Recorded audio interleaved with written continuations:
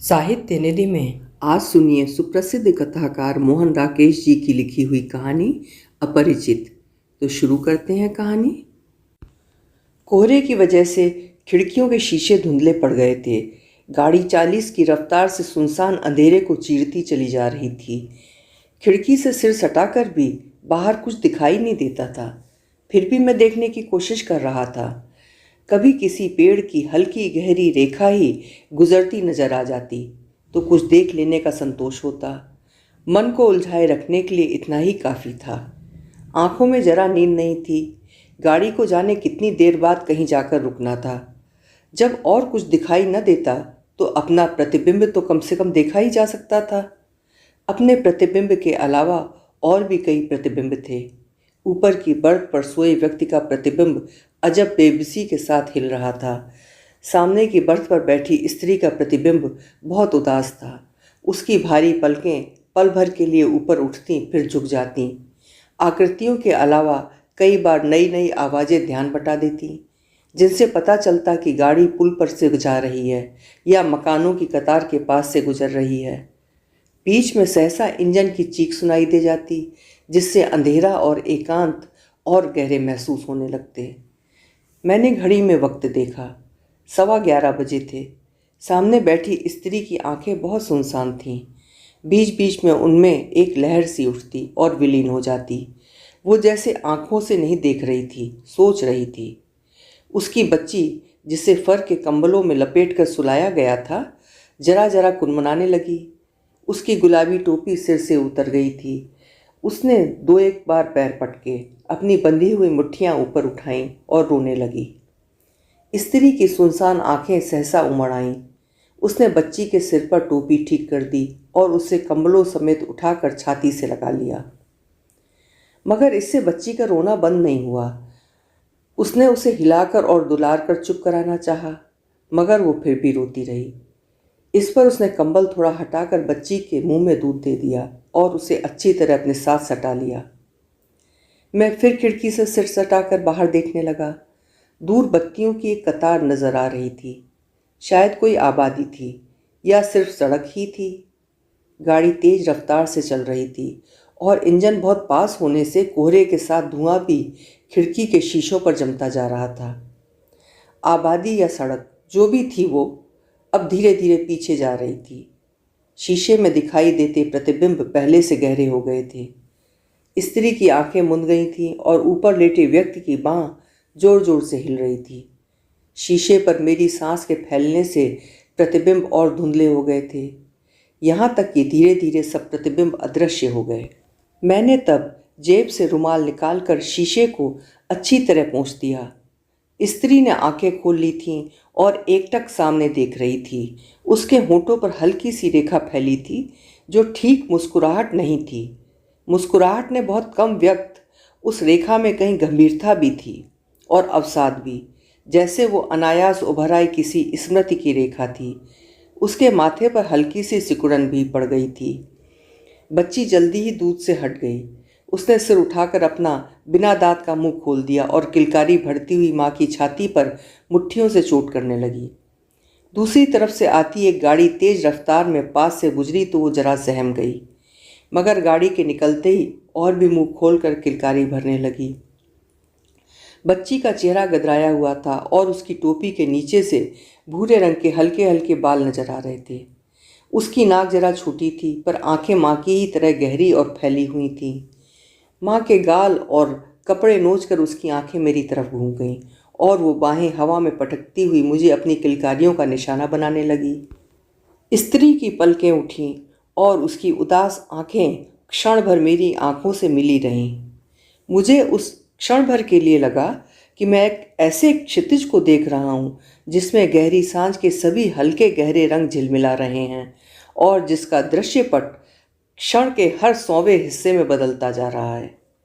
बच्ची मेरी तरफ देखकर बहुत हाथ पटक रही थी, इसलिए मैंने अपने हाथ उसकी तरफ बढ़ा दिए और कहा, आ बेटे आ। मेरे हाथ पास आ जाने से बच्ची के हाथों का हिलना बंद हो गया और उसके होंठ रुआंसे हो गए। स्त्री ने बच्चे को अपने होठों से छुआ और कहा, जा बिट्टू, जाएगी उनके पास। लेकिन बिट्टू के होंठ और रुआंसे हो गए और वो माँ के साथ सट गई। गैर आदमी से डरती है, मैंने मुस्कुरा कर कहा और हाथ हटा लिए। स्त्री के होंठ भिज गए और माथे की खाल में थोड़ा खिंचाव आ गया। उसकी आंखें जैसे अतीत में चली गईं, फिर सहसा वहाँ से लौट आईं और वो बोली, नहीं, डरती नहीं, इसे दरअसल आदत नहीं है। ये आज तक या तो मेरे हाथों में रही है या नौकरानी के। और वो उसके सिर पर झुक गई। बच्ची उसके साथ सटकर आंखें झपकने लगी।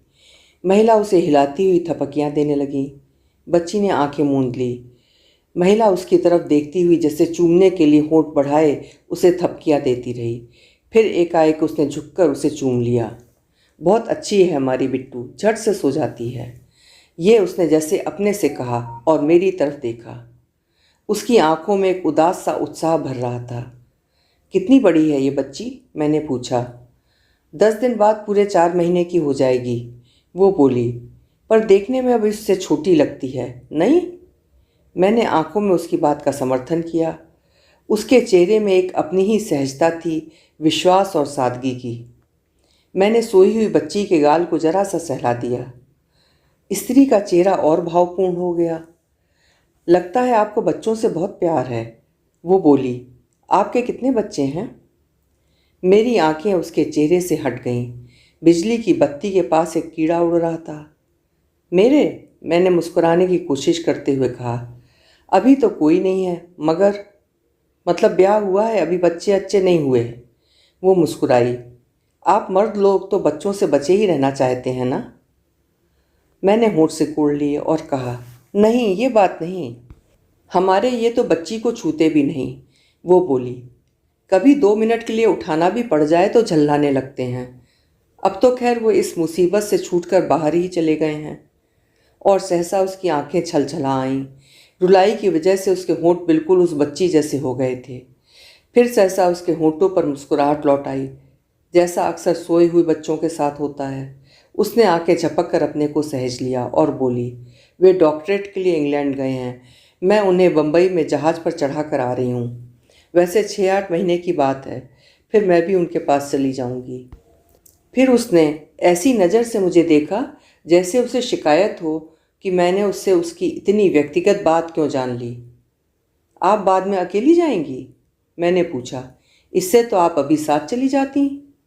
उसके होंठ सिकुड़ गए और आंखें फिर अंतर्मुख हो गईं। वो कई पल अपने में डूबी रही और उसी भाव से बोली, साथ तो नहीं जा सकती थी क्योंकि अकेले उनके जाने की भी सुविधा नहीं थी, लेकिन उनको मैंने किसी तरह भेज दिया। चाहती थी कि उनकी कोई तो चाह मुझसे पूरी हो जाए। डीशी की बाहर जाने की बहुत इच्छा थी। अब 6-8 महीने में अपनी तनख्वाह से मैं कुछ पैसा बचाऊंगी और थोड़ा बहुत कहीं से उधार लेकर अपने जाने का इंतजाम करूंगी। उसने सोच में डूबती उतराती अपनी आंखों को सहसा सचेत कर लिया और फिर कुछ क्षण शिकायत की नज़र मुझे देखती रही। फिर बोली, अभी बिट्टू भी बहुत छोटी है ना, 6-8 महीने में ये बड़ी हो जाएगी और मैं भी तब तक थोड़ा और पढ़ लूँगी। दिशी की बहुत इच्छा है कि मैं एमए कर लूँ, मगर मैं ऐसी जड़ और नाकारा हूँ कि उनकी कोई भी चाह पूरी नहीं कर पाती। इसीलिए इस बार उन्हें भेजने के लिए मैंने अपने सब गहने बेच दिए हैं। अब मेरे पास बस बिट्टू है और कुछ नहीं। और फिर वो बच्ची के सिर पर हाथ फेरती हुई भरी भरी नज़र से उसे देखती रही। बाहर वही सुनसान अंधेरा था, वही लगातार सुनाई देती इंजन की फक फक। शीशे से आंख गड़ा लेने पर भी दूर तक वीरानगी ही वीरानगी नजर आती थी, मगर उस स्त्री की आंखों में जैसे दुनिया भर की वात्सल्यता सिमट आई थी। वो फिर कई क्षण अपने में डूबी रही। फिर उसने एक सांस ली और बच्ची को अच्छी तरह कंबलों में लपेटकर सीट पर लेटा दिया। ऊपर की बर्थ पर लेटा हुआ आदमी खर्राटे भर रहा था। एक बार करवट बदलते हुए वो नीचे गिरने को हुआ, पर सहसा हड़बड़ा कर संभल गया। फिर कुछ ही देर में वो और जोर से खर्राटे भरने लगा। लोगों को जाने सफ़र में कैसे इतनी गहरी नींद आ जाती है, वो स्त्री बोली। मुझे 2-2 रातें सफ़र करना हो तो भी मैं एक पल को नहीं सो पाती। अपनी अपनी आदत होती है। हाँ, आदत की ही तो बात है, मैंने कहा। कुछ लोग बहुत निश्चिंत होकर जीते हैं और कुछ होते हैं कि बगैर चिंता के जी ही नहीं सकते। और वो हंस दी। उसकी हंसी का स्वर जैसे बच्चों जैसा ही था। उसके दांत बहुत छोटे छोटे और चमकीले थे। मैंने भी उसकी हंसी में साथ दिया। मेरी बहुत ख़राब आदत है, वो बोली। मैं बात बेबात के सोचती रहती हूँ। कभी कभी तो मुझे लगता है कि मैं सोच सोच कर पागल हो जाऊंगी।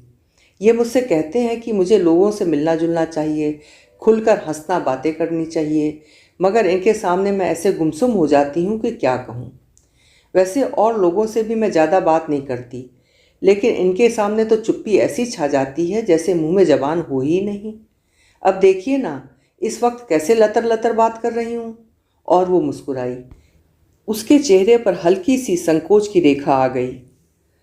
रास्ता काटने के लिए बात करना जरूरी हो जाता है, मैंने कहा, खास तौर से जब नींद ना आ रही हो। उसकी आंखें पल भर फैली रहीं, फिर वो गर्दन जरा झुकाकर बोली, ये कहते हैं कि जिनके मुंह में जबान ही ना हो उसके साथ पूरी जिंदगी कैसे काटी जा सकती है। ऐसे इंसान में और एक पालतू जानवर में क्या फ़र्क है। मैं हजार चाहती हूँ कि इन्हें खुश दिखाई दूँ और इनके सामने कोई ना कोई बात करती रहूँ, लेकिन मेरी सारी कोशिशें बेकार चली जाती हैं। इन्हें फिर गुस्सा आ जाता है और मैं रो देती हूँ। इन्हें मेरा रोना बहुत बुरा लगता है। कहते हुए उसकी आंखों में आंसू छलक आए, जिन्हें उसने अपनी साड़ी के पल्ले से पोंछ लिया। मैं बहुत पागल हूँ, वो फिर बोली। ये जितना मुझे टोकते हैं मैं उतना ही ज़्यादा रोती हूँ। दरअसल ये मुझे समझ नहीं पाते। मुझे बात करना अच्छा नहीं लगता, फिर जाने क्यों ये मुझे बात करने के लिए मजबूर करते हैं। और फिर माथे को हाथ से दबाए हुए बोली, आप भी अपनी पत्नी से ज़बरदस्ती बात करने के लिए कहते हैं। मैंने पीछे टेक लगाकर कंधे सिकोड़ लिए और हाथ बगलों में दबाए बत्ती के पास उड़ते कीड़े को देखने लगा। फिर सिर को जरा सा झटक कर मैंने उसकी तरफ देखा। वो उत्सुक नज़र से मेरी तरफ देख रही थी। मैंने मुस्कुराने की चेष्टा करते हुए कहा, मुझे ये कहने का कभी मौका ही नहीं मिल पाता। मैं बल्कि 5 साल से चाह रहा हूँ कि वो ज़रा कम बात किया करे। मैं समझता हूँ कि कई बार इंसान चुप रहकर ज़्यादा बात कह सकता है। जबान से कही बात में वो रस नहीं होता जो आँख की चमक से या होठों के कंपन से या माथे की एक लकीर से कही गई बात में होता है। मैं जब उसे ये समझाना चाहता हूँ तो वो मुझे विस्तार पूर्वक बात बता देती है कि ज़्यादा बात करना इंसान की निश्चलता का प्रमाण है। और मैं इतने सालों में अपने प्रति उसकी भावना को समझ ही नहीं सका। वो दरअसल कॉलेज में लेक्चरर है और अपनी आदत की वजह से घर में भी लेक्चर देती रहती है।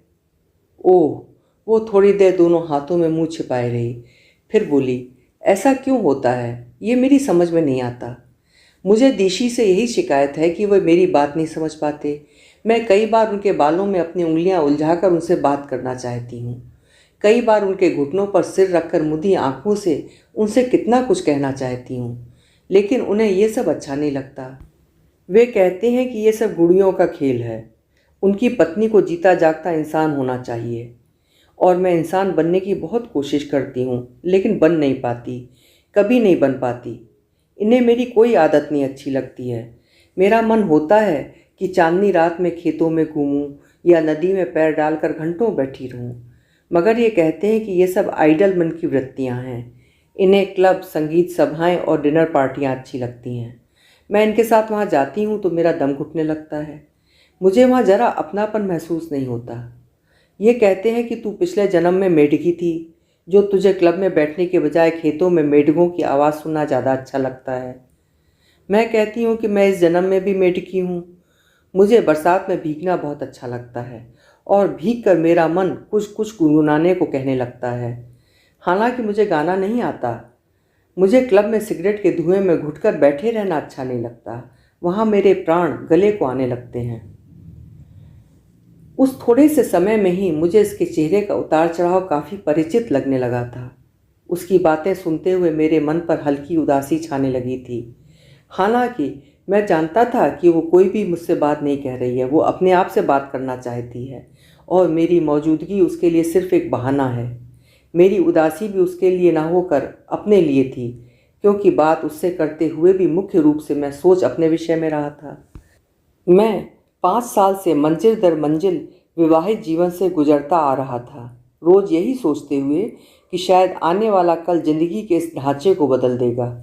सतह पर हर चीज़ ठीक थी, कहीं कुछ गलत नहीं था, मगर सतह से नीचे जीवन कितनी कितनी उलझनों और गांठों से भरा था। मैंने विवाह के पहले दिनों में ही जान लिया था कि नलिनी मुझसे विवाह करके सुखी नहीं हो सकी, क्योंकि मैं उसकी कोई भी महत्वाकांक्षा पूरी करने में सहायक नहीं हो सकता। वो एक भरा पूरा घर चाहती थी जिसमें उसका शासन हो, और ऐसा सामाजिक जीवन जिसमें उसे महत्व का दर्जा प्राप्त हो। वो अपने से स्वतंत्र अपने पति के मानसिक जीवन की कल्पना नहीं करती थी। उसे मेरी भटकने की वृत्ति और साधारण का मोह मानसिक विकृतियां लगती थीं, जिन्हें वो अपने अधिक स्वस्थ जीवन दर्शन से दूर करना चाहती थी। उसने इस विश्वास के साथ जीवन आरंभ किया था कि वो मेरी त्रुटियों की क्षतिपूर्ति करती हुई बहुत शीघ्र मुझे सामाजिक दृष्टि से सफल व्यक्ति बनने की दिशा में ले जाएगी। उसकी दृष्टि में मेरे ये संस्कारों का दोष था, जो मैं इतना अंतर्मुख रहता था और इधर उधर मिलजुल कर आगे बढ़ने का प्रयत्न नहीं करता था। वो इस परिस्थिति को सुधारना चाहती थी, पर परिस्थिति सुधरने की जगह बिगड़ती गई थी। वो जो कुछ चाहती थी वो मैं नहीं कर पाता था, और जो कुछ मैं चाहता था वो उससे नहीं होता था। इससे हम में अक्सर चकचक होने लगती थी और कई बार दीवारों से सिर टकराने की नौबत आ जाती थी। मगर ये सब हो चुकने पर नलिनी बहुत जल्दी स्वस्थ हो जाती थी, और उसे फिर मुझसे शिकायत होती थी कि मैं दो दो दिन अपने को उन साधारण घटनाओं के प्रभाव से मुक्त क्यों नहीं कर पाता। मगर मैं दो दो दिन क्या, कभी उन घटनाओं के प्रभाव से मुक्त नहीं हो पाता था। और जब वो सो जाती थी तो घंटों तकियों में मुंह छिपाए कराहता रहता था। नलिनी आपसी झगड़े को उतना अस्वाभाविक नहीं समझती थी जितना मेरे रात भर जागने को, और उसके लिए मुझे नर्व टॉनिक लेने की सलाह दिया करती थी। विवाह के पहले 2 वर्ष इसी तरह बीते थे, और उसके बाद हम अलग अलग जगह काम करने लगे थे। हालांकि समस्या ज्यों की त्यों बनी थी, और जब भी हम इकट्ठे होते वही पुरानी जिंदगी लौट आती थी। फिर नलिनी का ये विश्वास अभी भी कम नहीं हुआ था कि कभी ना कभी मेरे सामाजिक संस्कारों का उदय अवश्य होगा, और तब हम साथ रहकर सुखी वैवाहिक जीवन व्यतीत कर सकेंगे। आप कुछ सोच रहे हैं? उस स्त्री ने अपने बच्ची के सिर पर हाथ फेरते हुए पूछा। मैंने सहसा अपने को सहेजा और कहा, हाँ, मैं आप ही की बात को लेकर सोच रहा था। कुछ लोग होते हैं जिनसे दिखावटी शिष्टाचार आसानी से नहीं उड़ा जाता। आप भी शायद उन्हीं लोगों में से हैं। मैं नहीं जानती, वो बोली, मगर इतना जानती हूँ कि मैं बहुत से परिचित लोगों के बीच अपने को अपरिचित, बेगाना और अनमेल अनुभव करती हूँ। मुझे लगता है कि मुझ में ही कुछ कमी है। मैं इतनी बड़ी होकर भी वो कुछ नहीं जान समझ पाई जो लोग छुटपन में ही सीख जाते हैं। दिशी का कहना है कि मैं सामाजिक दृष्टि से बिल्कुल मिसफिट हूँ। आप भी यही समझती हैं? मैंने पूछा। कभी समझती हूँ, कभी नहीं भी समझती, वो बोली। एक खास तरह के समाज में मैं जरूर अपने को मिसफिट अनुभव करती हूँ, मगर कुछ लोग ऐसे भी हैं जिनके बीच जाकर मुझे बहुत अच्छा लगता है। ब्याह से पहले मैं 2-1 बार कॉलेज की पार्टियों के साथ पहाड़ों पर घूमने गई थी। वहाँ सब लोगों को मुझसे यही शिकायत होती थी कि मैं जहाँ बैठ जाती हूँ वहीं की हो सकती हूँ। मुझे पहाड़ी बच्चे बहुत अच्छे लगते थे। मैं उनके घर के लोगों से भी बहुत जल्दी दोस्ती कर लेती थी। एक पहाड़ी परिवार की मुझे आज तक याद है। उस परिवार के बच्चे मुझसे इतना घुल मिल गए थे कि मैं बड़ी मुश्किल से उन्हें छोड़कर उनके यहाँ से चल पाई थी। मैं कुल 2 घंटे उन लोगों के पास रही थी। 2 घंटे में मैंने उन्हें नहलाया धुलाया भी और उनके साथ खेलती भी रही। बहुत ही अच्छे बच्चे थे वे। हाय, उनके चेहरे इतने लाल थे कि क्या कहूँ। मैंने उनकी माँ से कहा कि वो अपने छोटे लड़के किश्नू को मेरे साथ भेज दे। वो हंसकर बोली कि तुम सभी को ले जाओ, यहाँ कौन इनके लिए मोती रखे हैं। यहाँ तो 2 साल में इनकी हड्डियाँ निकल आएंगी, वहाँ खा पी कर अच्छे तो रहेंगे। मुझे उसकी बात सुनकर रुलाई आने को हुई। मैं अकेली होती तो शायद कई दिनों के लिए उन लोगों के पास रह जाती। ऐसे लोगों में जाकर मुझे अच्छा लगता है। अब तो आपको भी लग रहा होगा कि मैं कितनी अजीब हूँ। ये कहा करते हैं कि मुझे किसी अच्छे मनोविद से अपना विश्लेषण कराना चाहिए, नहीं तो किसी दिन मैं पागल होकर पहाड़ों पर भटकती फिरूंगी। ये तो अपनी अपनी बनावट की बात है, मैंने कहा। मुझे खुद आदिम संस्कारों के लोगों के बीच रहना बहुत अच्छा लगता है। मैं आज तक एक जगह घर बनाकर नहीं रह सका, और ना ही आशा है कि कभी रह सकूंगा। मुझे अपनी ज़िंदगी की जो रात सबसे ज़्यादा याद आती है, वो रात मैंने पहाड़ी गुजरों की एक बस्ती में बिताई थी।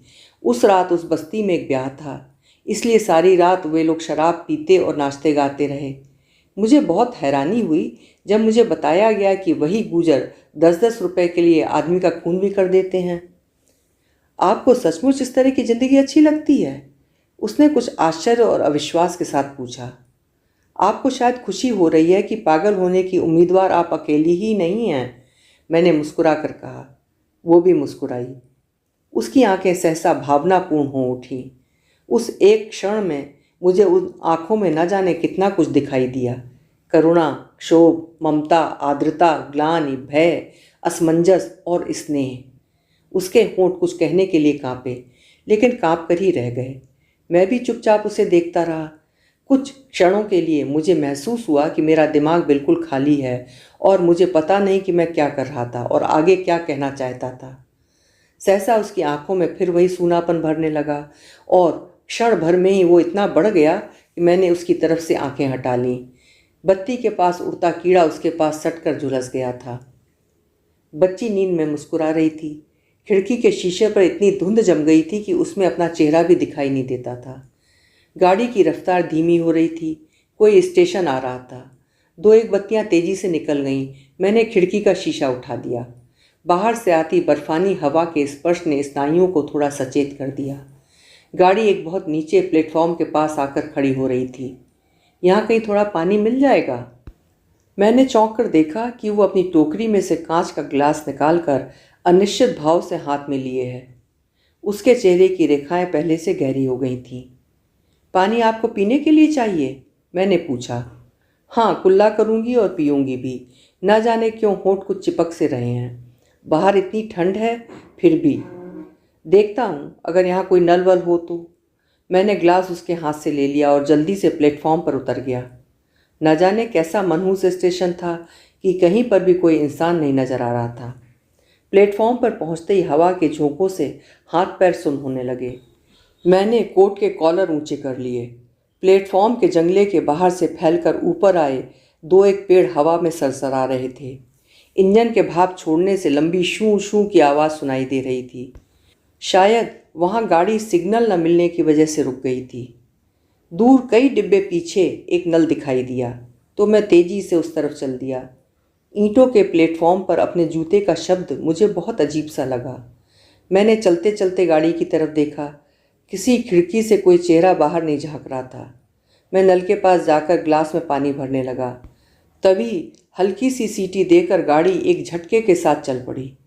मैं भरा हुआ पानी का ग्लास लिए अपने डिब्बे की तरफ दौड़ा। दौड़ते हुए मुझे लगा कि मैं उस डिब्बे तक नहीं पहुंच पाऊंगा और सर्दी में उस अंधेरे और सुनसान प्लेटफॉर्म पर ही मुझे बिना सामान के रात बितानी होगी।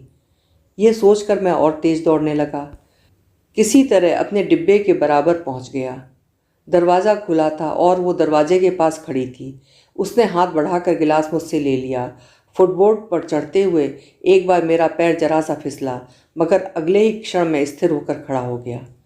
इंजन तेज होने की कोशिश में हल्के हल्के झटके दे रहा था और ईंटों के प्लेटफॉर्म की जगह अब नीचे अस्पष्ट गहराई दिखाई देने लगी थी। अंदर आ जाइए। उसके ये शब्द सुनकर मुझे एहसास हुआ कि मुझे फुटबोर्ड से आगे भी कहीं जाना है। डिब्बे के अंदर कदम रखा तो मेरे घुटने जरा जरा कांप रहे थे। अपनी जगह जाकर मैंने अपनी टांगें सीधी करके पीछे टेक लगा ली। कुछ पल बाद आंखें खोलीं तो लगा कि वो इस बीच मुंह धो आई है। फिर भी उसके चेहरे पर मुर्दनी सी छा रही थी। मेरे होंठ सूख रहे थे, फिर भी मैं थोड़ा मुस्कुराया। क्या बात है, आपका चेहरा ऐसा क्यों हो रहा है? मैंने पूछा। मैं कितनी मनहूस हूँ, कहकर उसने अपना निचला होंठ जरा सा काट लिया। क्यों? अभी मेरी वजह से आपको कुछ हो जाता? यह खूब सोचा आपने। नहीं, मैं हूँ ही ऐसी, वो बोली। जिंदगी में हर एक को दुख ही दिया है। अगर कहीं आप चढ़ ना पाते तो उसने होंठ जरा सिकोड़े। तो मुझे पता नहीं, पर उसने खामोश रहकर आंखें झुका ली। मैंने देखा कि उसकी सांस जल्दी जल्दी चल रही है। महसूस किया कि वास्तविक संकट की अपेक्षा कल्पना का संकट कितना बड़ा और खतरनाक होता है। शीशा उठा रहने से खिड़की से ठंडी हवा आ रही थी। मैंने खींचकर शीशा नीचे कर दिया। आप क्यों गए थे पानी लाने के लिए? आपने मना क्यों नहीं कर दिया? उसने पूछा। उसके पूछने के लहजे से मुझे हंसी आ गई। आप ही ने तो कहा था। मैं तो मूर्ख हूँ, कुछ भी कह देती हूँ, आपको तो सोचना चाहिए था। अच्छा, मैं अपनी गलती मान लेता हूँ। इससे उसके मुरझाए होठों पर भी मुस्कुराहट आ गई। आप भी कहेंगे कि कैसी लड़की है, उसने आंतरिक भाव के साथ कहा। सच कहती हूँ, मुझे जरा भी अकल नहीं है। इतनी बड़ी हो गई हूँ पर अकल रत्ती भर भी नहीं है, सच। मैं फिर हंस दिया। आप हंस क्यों रहे हैं? उसके स्वर में फिर शिकायत का स्पर्श आ गया। मुझे हंसने की आदत है, मैंने कहा। हंसना अच्छी आदत नहीं है। मुझे इस पर फिर हंसी आ गई। वो शिकायत भरी नज़र से मुझे देखती रही। गाड़ी की रफ्तार फिर तेज हो रही थी। ऊपर की बर्थ पर लेटा आदमी सहसा हड़बड़ा कर उठ बैठा और जोर जोर से खांसने लगा। खांसी का दौरा शांत होने पर उसने कुछ पल छाती को हाथ में दबाए रखा, फिर भारी आवाज़ में पूछा, क्या बजा है? 11:15। मैंने उसकी तरफ देखकर उत्तर दिया। कुल 11:15? उसने निराश स्वर में कहा और फिर लेट गया। कुछ ही देर में वो फिर खर्राटे भरने लगा। आप भी थोड़ी देर सो जाइए। वो पीछे टेक लगाए शायद कुछ सोच रही थी या केवल देख रही थी। आपको नींद आ रही है, आप सो जाइए, मैंने कहा। मैंने आपसे कहा था ना मुझे गाड़ी में नींद नहीं आती, आप सो जाइए। मैंने लेटकर कंबल ले लिया। मेरी आंखें देर तक ऊपर की बत्ती को देखती रहीं, जिसके साथ झुलसा हुआ कीड़ा चिपक कर रह गया था। रजाई भी ले लीजिए, काफ़ी ठंड है, उसने कहा। नहीं, अभी ज़रूरत नहीं है, मैं बहुत से गर्म कपड़े पहने हूँ। ले लीजिए, नहीं बाद में ठिठुरते रहिएगा। नहीं, ठिठुरूंगा नहीं, मैंने कंबल गले तक लपेटते हुए कहा। और थोड़ी थोड़ी ठंड महसूस होती रहे तो अच्छा लगता है। बत्ती बुझा दूँ? कुछ देर बाद उसने पूछा। नहीं, रहने दीजिए। नहीं, बुझा देती हूँ, ठीक से सो जाइए। उसने उठकर बत्ती बुझा दी। मैं काफ़ी देर अंधेरे में छत की तरफ देखता रहा। फिर मुझे नींद आने लगी। शायद रात आधी से ज़्यादा बीत चुकी थी। जब इंजन के भोंपू की आवाज़ से मेरी नींद खुली, वो आवाज़ कुछ ऐसी भारी थी कि मेरे सारे शरीर में एक झुरझुरी सी भर गई। पिछले किसी स्टेशन पर इंजन बदल गया था। गाड़ी धीरे धीरे चलने लगी थी तो मैंने सिर थोड़ा ऊंचा उठाया। सामने की सीट खाली थी। वो स्त्री न जाने किस स्टेशन पर उतर गई थी। इसी स्टेशन पर ना उतरी हो, ये सोचकर मैंने खिड़की का शीशा उठा दिया और बाहर देखा। प्लेटफॉर्म बहुत पीछे रह गया था और बत्तियों की कतार के सिवा कुछ साफ नहीं दिखाई दे रहा था। मैंने शीशा फिर नीचे खींच लिया। अंदर की बत्ती अभी बुझी हुई थी। बिस्तर में नीचे को सरकते हुए मैंने देखा कि कंबल के अलावा मैं रजाई भी लिए हुए हूँ, जिसे अच्छी तरह कंबल के साथ मिला दिया गया है। गर्मी की कई एक सिहरनें एक साथ शरीर में भर गईं। ऊपर की बर्थ पर लेटा आदमी अब भी उसी तरह जोर जोर से खर्राटे भर रहा था। अभी आप सुन रहे थे मोहन राकेश जी की लिखी हुई कहानी अपरिचित।